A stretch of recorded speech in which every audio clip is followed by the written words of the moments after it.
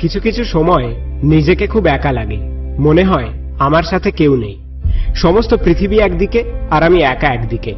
সেই সময়টুকুতে কষ্ট হয়, কান্না পায়, ব্যথা অনুভূতি হয়। কিন্তু হঠাৎ করে যখন রিয়েলিটিটা বুঝতে পারি, তখন সব মোহ ভেঙে গিয়ে একটা কথাই মাথায় আসে, যদি তোর ডাক শুনে কেউ না আসে তবে একলা চলো রে। সত্যিই তো, সমস্ত পথটা আমাদের একলাই চলতে হবে। আমাদের মনে হতে পারে যে একলা কই, সবাই তো আছে, আশেপাশে সামনে পিছনে যেদিকে তাকাই কেউ না কেউ তো আছেই। কিন্তু সত্যি কি তাই?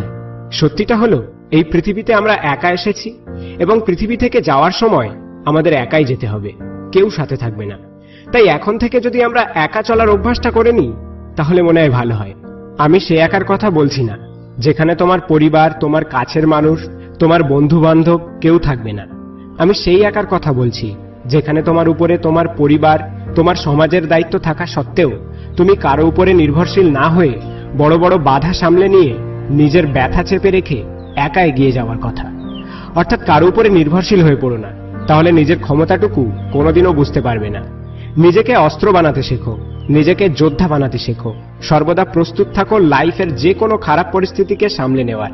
দেখবে তোমার আনন্দের দিনে অনেক মানুষ তোমার সাথে আছে, কিন্তু তোমার দুঃখের দিনে সেই মানুষগুলি আর তোমার সাথে থাকবে না।